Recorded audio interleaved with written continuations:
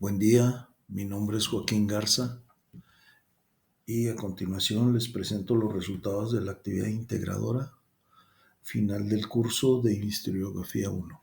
El título puesto al trabajo es Historiografía y evolución desde la antigüedad hasta la época moderna, destacando las corrientes historiográficas del siglo XX y el siglo XXI. La historiografía, como garante de la grafía histórica, se innova constantemente, de ahí la importancia de seguir su desarrollo, actividad que necesariamente refleja la forma en que se ha escrito la historia. El objeto de estudio cambia, al igual que la forma en que los historiadores realizan su trabajo. La historiografía en la antigüedad. La historia como suceso y conocimiento. En el alemán se hace la distinción de historia como suceder y Geschichte como ciencia. A fin de establecer claridad y poder distinguir entre la sucesión de hechos y el conocimiento histórico es que se comienza a utilizar el término historiografía para referirse a los estudios históricos. Expuesta la posible confusión entre la historia vivida por el hombre y la historia escrita acerca de la vida del hombre, por ese motivo se usa el término historiografía para, representar el trabajo del historiador. Esto en una concepción de ciencia o también una teoría explicativa en referencia a los modos de producción del conocimiento histórico. La historia como género de conocimiento, por ser materia de la actividad social, no puede definirse mediante leyes.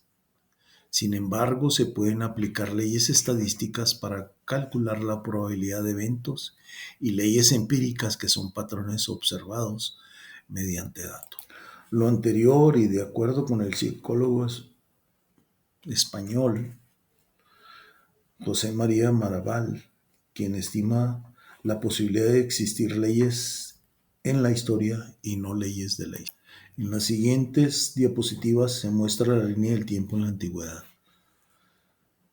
En ella se reconocen algunas aportaciones culturales que hicieron historia.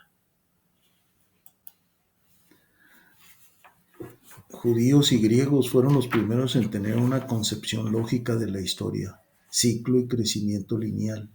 La grecorromana se presenta en el siglo II antes de Jesucristo, en tanto que la bíblica alcanza el desarrollo con el cristianismo y permanece única durante varios siglos. La posición griega es la científica, mundo-naturaleza, en tanto que la cristiana depende de la fe, mundo-creación. La historiografía en la Edad Media, la Biblia y el cristianismo.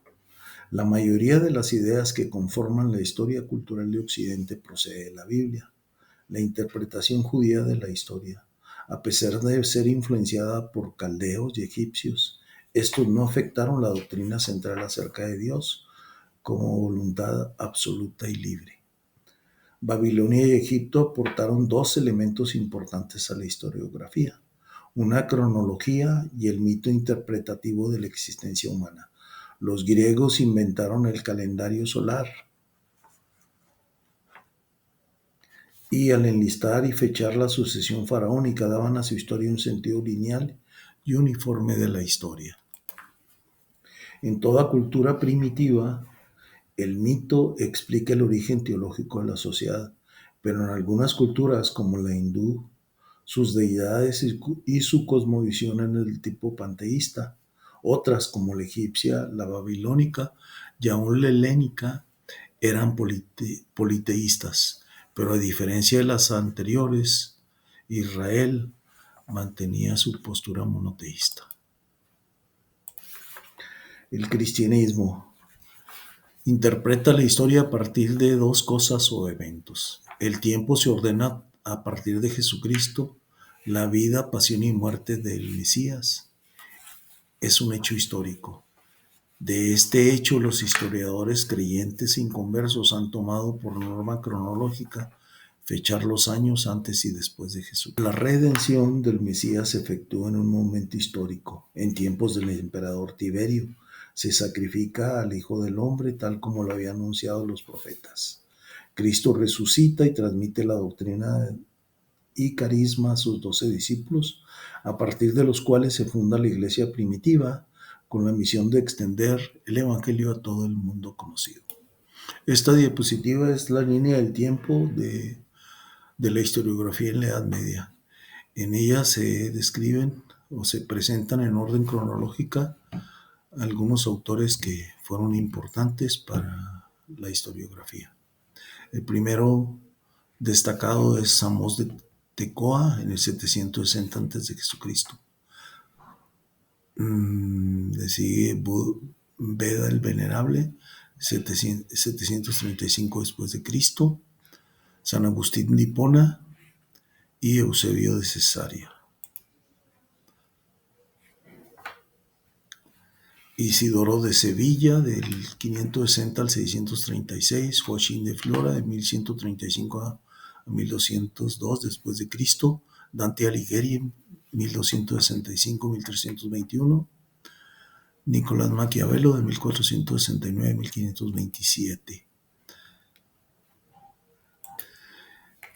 La historiografía en la época moderna se distinguen los siguientes personajes: Francisco Guicciardini, de 1493 a 1540, Bossuet, de 1627 a 1704, Montesquieu, de 1689 a 1755, Voltaire, 1694 a 1778, Turgot, 1723 a 1781, Leopold van Ranke, de 1795 a 1886, Juan Jacob Rousseau, de 1712 a 1789, Condorcet, de 1743 a 1794, Herder, de 1744 a 1803, Emmanuel Kant, 1724 a 1804, Fichte, 1762 a 1814, Hegel,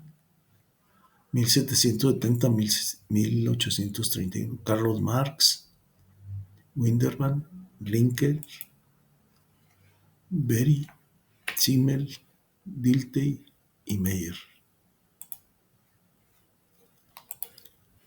En las siguientes diapositivas se presentan las corrientes historiográficas más importantes del siglo XX y del siglo XXI. Iniciamos con la Escuela de los Anales. Esta corriente surge de la publicación de la revista Los Anales de Historia Económica y Social, fundada por Marc Bloch y Lucien Febvre en el año de 1929. Estos fundadores estimaron importante incorporar el enfoque sociológico a la investigación, logrando establecer una perspectiva diferente de la historia. En ese tiempo, de manera consuetudinaria, lo importante de la investigación se centraba en hablar de los sucesos de grandes hombres y de las acciones políticas militares, y consideraban la crítica de fuentes como el platillo fuerte del método histórico. En oposición al enfoque anterior, los analistas Bloch y Febvre desarrollaron una historia social preocupada por los procesos históricos y las estructuras sociales y económicas. La historia de las mentalidades surge dentro del movimiento francés de los Anales. El término consigna el modo de ser, pensar y sentir de una sociedad determinada, cómo interpretan y reaccionan ante la vida. Es así como esta corriente pretende reconstruir la estructura mentales y condiciones, las creencias y valores y percepciones del mundo. Lo anterior, y de acuerdo con el historiador francés Le Goff, 1924-2014, implica explorar el mundo de las representaciones más allá de los hechos visibles.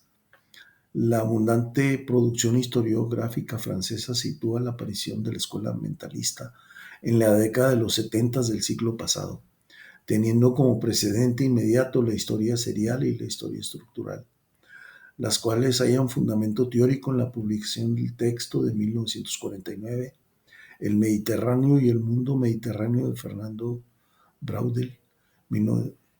Igualmente, este trabajo se apoya en los abundantes aportes referentes de la historia de las mentalidades para obtener un marco teórico ordenado de contenidos. el cual va a permitir acceder a la disciplina esquematizada de la historia de las mentalidades.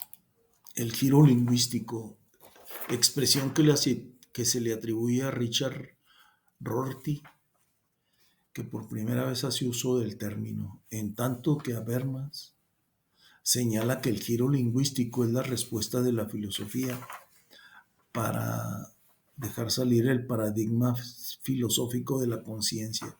Sostiene que Rorty en su investigación, La filosofía y el espejo de la naturaleza, inicia con la deconstrucción de la filosofía de la conciencia para completar el giro lingüístico que había quedado inacabado.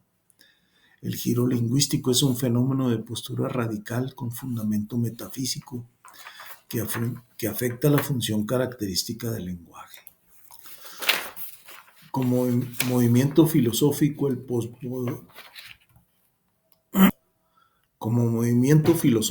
posmodernismo es una conjunción de ideas relacionadas con el nuevo entendimiento de la realidad. Es también la forma en que los seres humanos se organizan y se relacionan y se dominan entre sí. Es examinar el entramado social y las relaciones de poder que existen. Este movimiento se asocia a la toma de conciencia de las transformaciones sociales y culturales posteriores a la Segunda Guerra Mundial y el auge de la cultura popular consumista mediática de la década de los 60 y los 70. Lo posmoderno es una condición histórico-cultural basada en la disolución de las grandes narrativas o paradigmas totalizadores como el progreso y las historias nacionales. Una crisis ideológica en la que ideología ya no parece transparente, sino contingente y construida. La microhistoria,